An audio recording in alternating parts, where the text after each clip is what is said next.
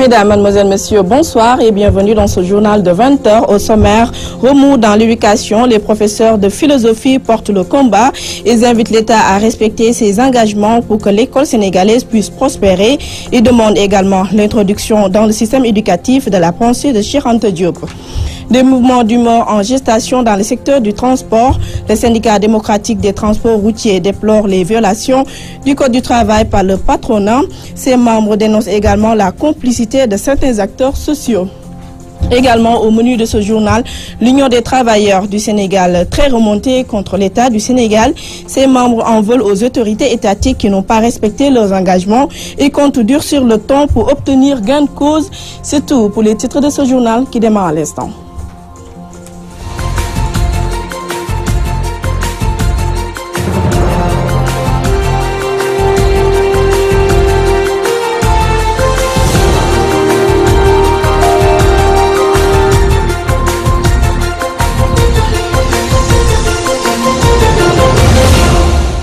Merci de nous accueillir chez vous. Nous démarrons ce journal par une nouvelle très triste.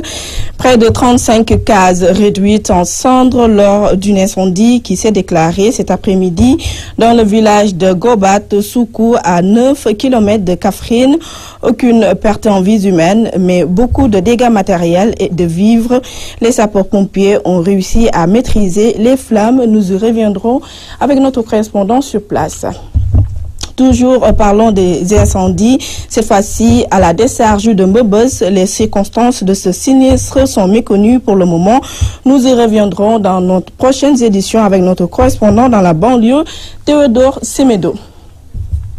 Éducation à présent, crise éducative, les professeurs de philosophie demandent à l'État de prendre ses responsabilités en respectant ses engagements avec les acteurs sociaux, mais aussi en traduisant par des actes concrets le budget consacré à l'éducation. Ces responsables ont profité d'une conférence de presse pour solliciter l'intégration de la pensée de Cheikh Anta Diop dans les apprentissages au Sénégal. Voici Mamoudou Sanoussi-Ba au micro de Théodore Semedo. Moi-même, l'école où je suis est en ébullition. Les élèves sont en grève. Les enseignants ont fait une marche extraordinaire dimanche à Thiès et on a préparé encore une autre marche le vendredi à Dakar. Donc le front est en ébullition. Qu'est-ce qu'il faut faire? Ce qu'il faut faire, les profs de philo le savent, les syndicats l'ont dit, tous les citoyens honnêtes. Replacer l'éducation au cœur de ce pays. Je dis partout, à chaque fois que j'ai l'occasion, que les professeurs sont mal pris, ils sont mal préparés, ils sont mal payés. Il suffit tout juste de les former, il suffit tout juste de les mettre dans les conditions d'investir réellement, pas en théorique. Au lieu de nous dire que nous avons mis 40% dans le budget ou 39%, d'investir réellement et que cet argent qui est donné pour l'éducation ne soit pas investi dans des séminaires et dans des choses inutiles, mais à construire des places pour éviter les effectifs pléthoriques. Parce que quand un enseignant est bien formé, qu'il a en face de lui des élèves, un nombre assez raisonnable, cet enseignant-là est capable de faire le miracle. Parce que ce n'est même pas un problème de miracle, il peut faire ce qu'il doit faire et ce qu'il peut faire. Le projet est déjà en œuvre, mais c'est toujours de façon très timide. Et je crois que les intellectuels, les journalistes, tous les hommes imbus de valeur, doivent se battre de telle sorte que rapidement, du CI à l'université, que l'on puisse enseigner Cheikh Anta Diop comme on enseigne Victor Hugo, comme on enseigne Baudelaire et plus qu'on enseigne tous ces gens-là. Parce que Cheikh Anta Diop fait partie du panthéon du monde. Il est sous terre depuis 32 ans et chaque jour son nom s'élève comme les nuages au soleil. Et ce qui peut surtout inspirer la jeunesse, c'est que l'œuvre de Cheikh Anta Diop a une double dimension. Il y a d'abord une dimension qui nous permet de décomplexer l'homme noir par rapport à un passé qui a été maquillé et salué par un certain européocentrisme. Et il le dit dans son livre, « L'Africain qui aura fini de lire mes œuvres verra naître en lui un nouvel homme ». Restons toujours avec Théodore Semedo pour parler des difficultés dans le transport. Le syndicat démocratique des transports routiers dénonce les violations permanentes du Code du travail par le patronat avec la complicité de certains acteurs sociaux. Ces responsables, lors d'une rencontre avec la presse à Pikine, ont annoncé une série de plans d'action. Théodore Semedo, reportage. Les chauffeurs affiliés au syndicat démocratique des transports routiers du Sénégal sont mécontents de leurs patrons qui, selon eux, ne respectent aucune norme du travail. Ils ont fait face à la presse à Pékin pour déplorer leurs dures conditions de travail et de vie, mais aussi pour s'en prendre aux syndicalistes du transport qui, selon eux, ne se sont jamais battus pour leur cause. Il y a une vraie dictature patronale aujourd'hui, les poussant même à aller licencier des travailleurs sans être inquiétés. Pour ça, nous disons que les syndicalistes qui nous ont précédés n'ont pas fait leur travail. Vous savez, aujourd'hui, les travailleurs, ils ne sont pas inscrits à la caisse de sécurité sociale. Et ça pose un problème.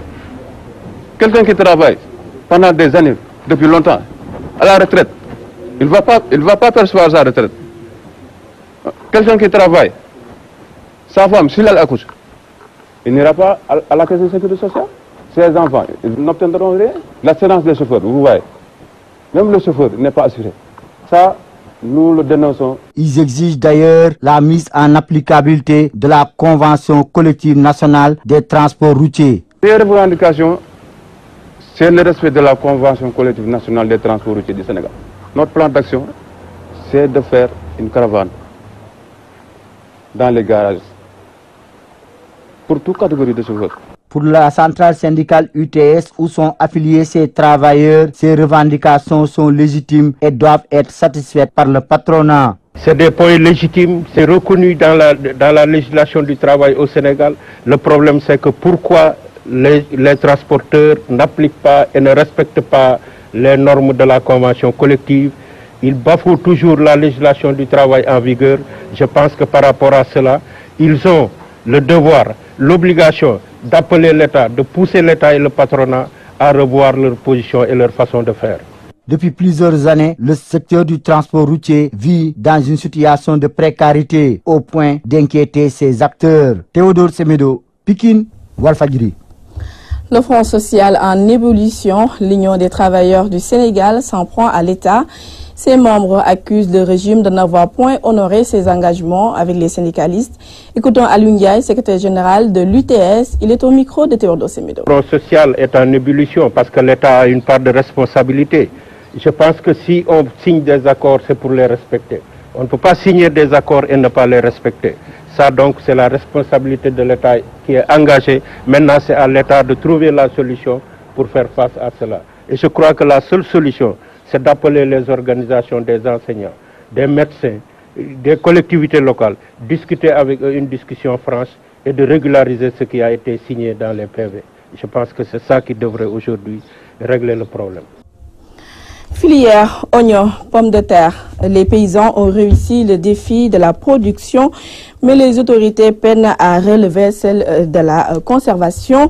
Un mal que déplore encore l'association de l'Union des maraîchers des Niayes qui faisait l'évaluation de la présente campagne, dit Omar Kairé.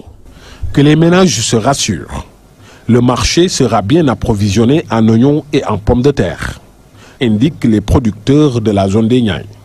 À l'occasion d'une tournée de l'association des unions des maraîchers des Niayes, ces paysans excluent tout risque de pénurie de ces spéculations. L'hivernage est un hivernage qui a un peu prolongé, ça a fait que les semis ont été retardés et donc ça va jouer sur les récoltes. Mais de toute façon, aujourd'hui, on a vu que des producteurs sont en train aujourd'hui donc de diminuer l'irrigation pour pouvoir récolter. Donc dans sous peu, on attend quand même une production en oignon. Dans un mois, 45 jours, dans un mois. Une production de 180 000 tonnes de pommes de terre et 400 000 tonnes d'oignons sont attendues pour cette année 2018. Ce qui démontre que des pas de géants sont posés d'année en année pour atteindre l'autosuffisance en pommes de terre et en oignons. Le hic, c'est qu'il n'y a pas assez d'infrastructures de conservation. Pour la zone des Niayes, c'est 104 000 tonnes et au niveau des gros producteurs, on a 80 000 tonnes. Donc ce qui fait que on attend une production de 184 000 tonnes pour le Sénégal. Donc vous voyez, nous pouvons régler ça, mais le hic qu'il y a, c'est qu'on n'a pas d'infrastructure de stockage. Et si on avait des infrastructures, je crois qu'on peut boucler la boucle. Non seulement nous, notre production, on va mettre ça au niveau du Sénégal, mais les pays de la sous-région se ravitaillent ici. Donc on couvre 8 mois sur 12 pour l'oignon. On a besoin de régler la question de la conservation. Et justement, C'est là où on est en train de mettre le paquet. Vous avez dû voir les réalisations du palais. C'est vrai que ce n'est pas encore suffisant. Mais on a sensibilisé le secteur privé et le ministère est en train de faire des projets avec des partenaires pour qu'on arrive à réaliser la question de la conservation parce qu'on a presque relevé le défi de la production pour l'essentiel de nos spéculations. Ces paysans de la zone des Niayes se félicitent toutefois du prix de la pomme de terre déjà fixé à 225 francs le kilo Borchamp et 250 francs sur le marché. Mais ils s'attendent à un suivi rigoureux de cette mesure par les autorités.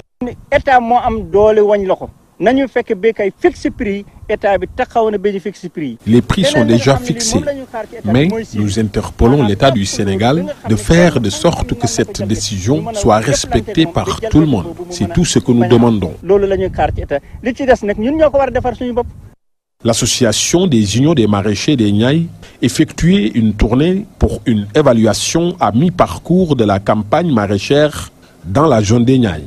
Ces producteurs, accompagnés de leurs partenaires, se félicitent du bon comportement des cultures avec des variétés performantes qui présagent une production assez significative avec des rendements améliorés.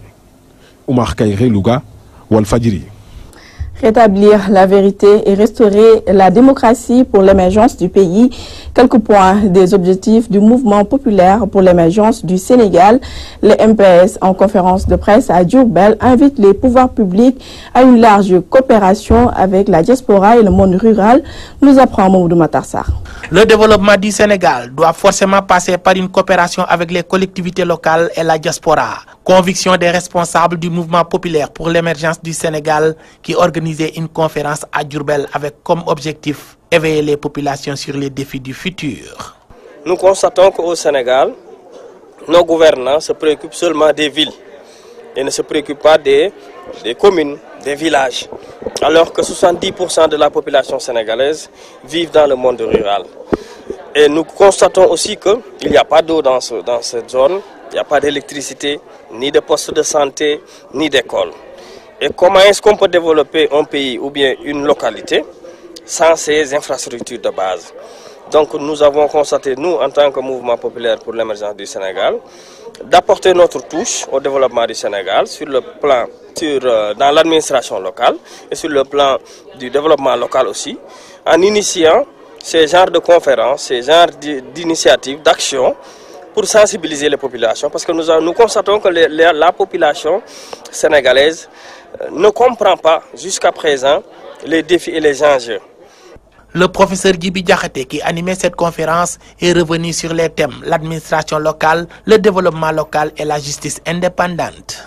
Nous nous sommes rendus compte pour le cas spécifique de Diourbel qu'il y a un certain nombre de problèmes. Voilà une localité qui sur le plan historique regorge de beaucoup de valeurs et de beaucoup de ressources. Voilà une localité qui sur le plan des ressources humaines regorge de beaucoup de spécificités et de beaucoup de valeurs. Mais voilà une localité qui paradoxalement traîne les pieds lorsqu'on la met côte à côte avec les autres localités du pays. Donc il faut bâtir des stratégies qui soient endogènes, il faut des stratégies qui soient volontaires. Il nous a semblé important d'insister sur la notion de volonté. Ça suppose des valeurs d'engagement citoyen qui n'aiment les uns et les autres et qui constituent le socle de leur action. Lorsque le pouvoir judiciaire n'est pas indépendant, nous sommes dans un contexte où on va retourner à la dictature, c'est-à-dire une justice sélective qui sanctionne certains au nom de la loi et qui libère d'autres en ne tenant compte que de considérations subjectives ou affectives. Mais cela suppose derrière un vrai contrôle citoyen, un vrai engagement citoyen, une vraie formation citoyenne. MPS est une organisation qui se dit indépendante et qui se fixe comme objectif instaurer la démocratie et rétablir la vérité dans un pays gouverné depuis plus de 50 ans par les politiques. Depuis 57 ans, nous avons les mêmes faits, les mêmes têtes, les mêmes gouvernants qui continuent de gérer les destinées du pays à leur manière, et nous aussi comme population et jeunes indépendants, nous avons notre mot à dire. Touba Mbaké, Mamadou Makhtar Sarr pour la radio-télévision Walf. Ndiaye Moussa Ndiaye n'a ni eau potable, ni électricité, encore moins de routes praticables. Les populations de cette commune de Niorot Alassane Tall l'ont fait savoir lors de leur ziara annuelle que Alassane va assister pour nous. La ziara annuelle de Ndiaye Moussa Ndiaye dans le département de Foundiougne a vécu un événement religieux initié par Thierno Ndiaye il y a de cela 25 années. Bokar Diallo revient sur l'historique. Chaque année, il récitait, c'est-à-dire il faisait 2 Corans ou 3 à Fatick et il venait faire les khatmou ici à Ndiaye devant la grande mosquée avec tout le village. Et après les 2 ans, maintenant il décide avec le village de faire l'appel du Ziara pour faire bénéficier toute la communauté islamique du bonheur avec tous les musulmans. Les habitants de ce village qui se trouve dans la commune de Nioro Alassane Tall ont profité de cette occasion pour soulever quelques doléances telles que l'accès à l'eau potable, l'électrification et autres. Ici à Ndiaye, on a un forage qui est déjà foré, mais l'utilisation maintenant reste ce que nous ne pouvons plus utiliser l'eau du forage. Aujourd'hui encore, nous avons des difficultés de l'électricité et maintenant l'appui de la commune de Nioro Alassane Tall et nous souhaitons que le maire soit équitable devant tout le monde, pouvoir bénéficier des fonds de la commune dans le village de Ndiaye avec des événements pareils. Normalement 30 minutes. On devait faire 30 minutes de route entre Kaolack et ici, mais vous avez vu, avec les difficultés, on a fait 1h30 minutes. Ce n'est pas normal. On demande aux autorités à venir nous aider parce que nous sommes très fatigués avec cette route. Pape Ndianko, député de la localité, venu assister à cette ziara, se dit prêt à porter le combat et véhiculer l'information pour résoudre les problèmes de cette contrée. Nous, en tant qu'élus, en tant que parlementaires, nous avons porté le combat de les défendre. Nous commandons toutes les occupations des populations, surtout dans notre département et dans notre arrondissement. Ndiaye Moussa Ndiaye, ce village existe depuis 1906 et célèbre cet événement religieux depuis 25 années en accueillant de nombreux fidèles venus de partout, mais attend toujours des autorités locales et nationales des solutions pour parfaire la ziara qui ne cesse de s'agrandir. Ndiaye Moussa Ndiaye, Al-Hassan Ba, Walfadjri. Restons toujours dans la religion. Badrou Douja, la lumière qui sort de l'obscurité. Le mouvement affilié à la Taïra Hadre est basé sur les fonds baptismaux. Au cours du lancement à Mbour, les membres ont fait le tour des raisons qui ont présidé à sa naissance, nous apprend Tchernodaf. À Mbour, de l'obscurité a jailli la lumière. Badrou Douja, la lumière dans l'obscurité. Un mouvement qui est mis en place par Cheikh Sidi Kher, Ould Cheikh Bounana, Ould Cheikh Talbe, Ould Cheikh Nasser Sad. Oui, la lumière est née à Mbour. Sur les raisons de la naissance du mouvement et ses objectifs, les explications du porte-parole de Badrou Douja. Il y a un tout petit peu ce qu'on peut appeler une désunion, ou ma foi, une déperdition des forces, dans la mesure où les gens ne se sont pas assis autour d'une table pour essayer de régler leurs problèmes. Chacun essaie de régler un problème et à l'arrivée, justement, le problème, il reste entier. De l'État, les talibés cadres disent attendre un meilleur accompagnement. C'est de nous accompagner, de nous encadrer. Il l'a toujours fait. Nous voulons qu'il continue cela. À l'issue de l'Assemblée générale constitutive, des prières ont été formulées pour la paix et le développement du Sénégal. Mbour, Tchernodaf, Radio-Télévision Walfadjri. Ainsi prend fin cette édition de 20h. Merci de nous rester fidèles. Excellente fin de soirée en compagnie des programmes de Walfadjri et bon début de semaine.